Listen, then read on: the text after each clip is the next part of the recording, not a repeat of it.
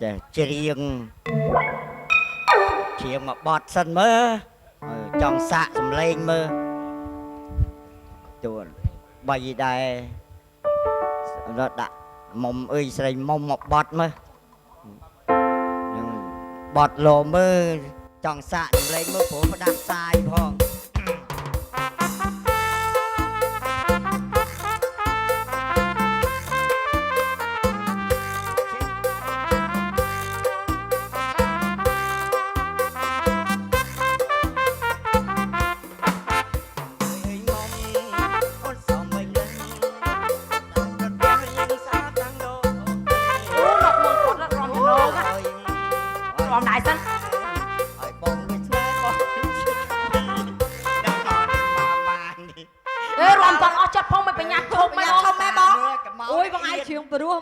លួចជ្រៀងលោមើលហ្នឹងណាអូយសលេងបាយព្រោះខំដើរពីនោះមកស្ដាប់ទៅអូយសលេងពីណាគេក៏ព្រោះម៉ែដើរតាមហ្នឹងមកហ្នឹងចំអន់ខ្ញុំហ្នឹងផ្ដាសាយផងបើអត់ផ្ដាសាយព្រោះជាងហ្នឹងទៀតនៅកូនតែគាត់ឈឺណាខ្ញុំអើយដល់លឺសលេងបងអាចច្រៀងពុបខ្ញុំឃើញគោគេរត់ផ្អើទៅហ្នឹងខ្ញុំដឹងថាបងអាចច្រៀងហើយព្រោះ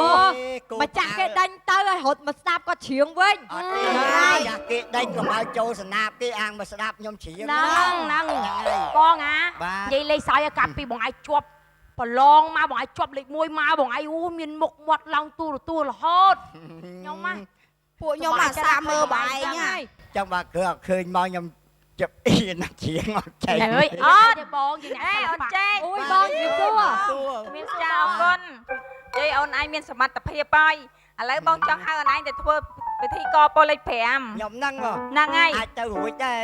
ស្អីអូនឯងសខ្ចីអញ្ចឹងបងចូលចិត្តខ្ញុំមានថាបើខ្លាចតែទៅមិនរួចមកបរោះមានណាស្អាតជាងអូនឯងទេហ្នឹងហើយព្រោះអូនឯងស្អាតត្រង់សាច់សហ្នឹងហ្មង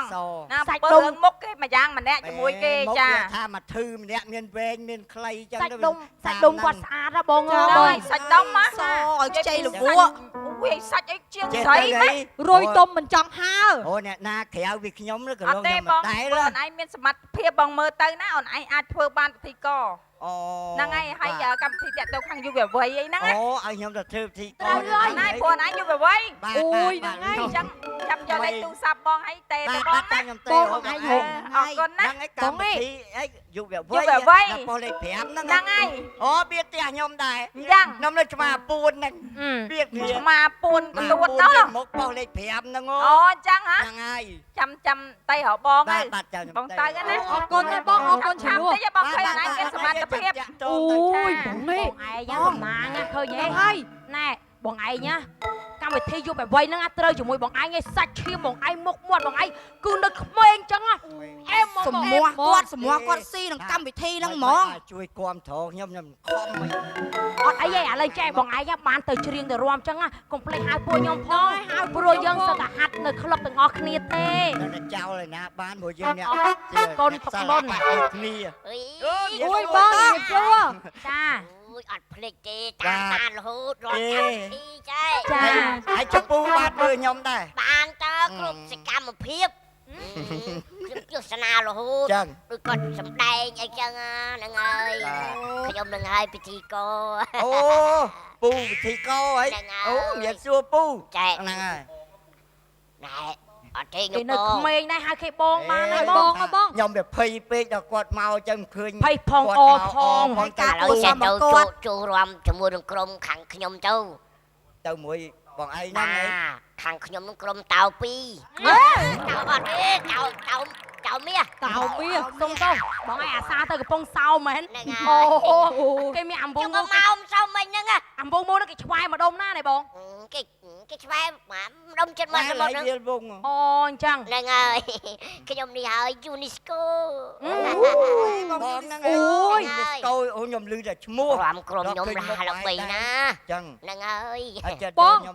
ខ្ញុំធ្លាប់តែឃើញគាត់ក្នុងទូរទស្សន៍ឥឡូវឃើញគាត់នៅក្រៅសង្ហាម៉ែអូយខ្ពស់ស្រឡះសង្ហាម្ចាស់ក្រុមហ៊ុនខ្ញុំសង្ហុកផងចូលខ្ញុំសង្ហាប៉ុណ្ណឹងចាំឲ្យសម្រាប់ចិត្តតែយកខ្ញុំហ្នឹងទៅក្រុមតៅមាសអូយលយទៅបងក្រុមគាត់ល្អណាស់អរគុណហើយតោះអញ្ចឹងឥឡូវចេះទៅបងយូឌីស្កូបងឯងជួយគាត់ទៅយកគាត់រំនៅក្នុងក្រុមតៅមាសអីណាស្អីគេចចកមាសអីអាម៉េចហ្នឹងលយវាលយ ខ្ញុំឃើញតោមាសក្រុមបងឯងបងឯងរំលយណាจะโจคันแต่ปีดองจะเลื่อนมองจังออกคนให้บาดโจร ร้อนหนักบัดจะชูนั่งจังมอง គេបង ออกให้บาดโจรปงเงี้ยnhóm តោះ มา អូយខ្ញុំសប្បាយចិត្តជំនួសបងឯង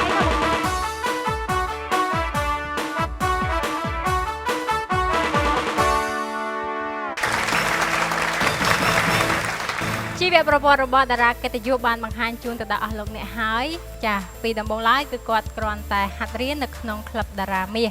ហើយបន្ទាប់មកគាត់ក៏បានក្លាយទៅជាពិធីករនៅក្នុងស្ថានីយ៍ទូរទស្សន៍ប៉ុស្តិ៍លេខ5ចាហើយបន្ទាប់មកទៀតហើយក្រោយមកទៀតនោះគឺមានការឆ្លាញ់និងចូលចិត្តអំពីក្រុម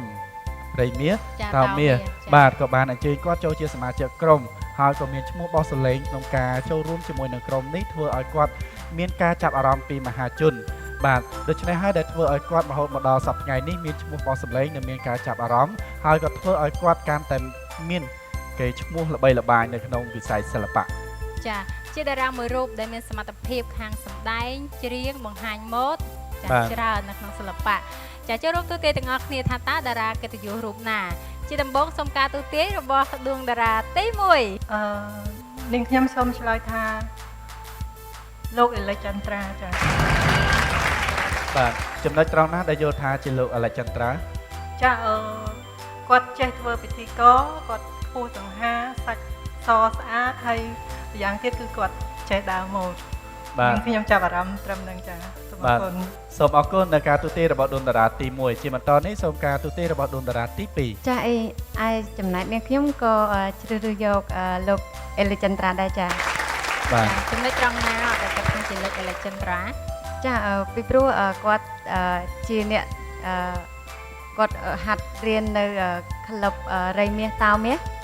ចាហើយគាត់ខ្ពស់សង្ហាសអញ្ចឹងខ្ញុំគិតថាលោកអេលិចន្ទ្រាចាអរគុណសម្រាប់ការទូទាយរបស់ដួងតារាទី2ចុះដួងតារាទី3គិតថាជាតារារូបណាសូមជើញតែចំណែកនេះខ្ញុំគិតថាលោកអេលិចន្ទ្រាដែរពីព្រោះអីគាត់រៀងខ្ពស់សស្អាតហើយគាត់ចេះសម្ដែងគាត់ចេះដើរម៉ូហើយនឹងចេះពិធីករចាចាអត់មានគណៈទីថាលោកសុធីណាអត់សោះចាសាច់សោះខុសត្រង់សាច់នឹងហ្មងបាទចាបើអត់តាក់ទងនឹងពណ៌សម្បត្តិប្រហែលជាត្រូវច្រើនណាបាទចាដើមម៉ូដទីកោណោះណាបាទច្រើននេះគ្រាន់តែជាការទូទាយរបស់ចាដួងតារាទាំង3ដួង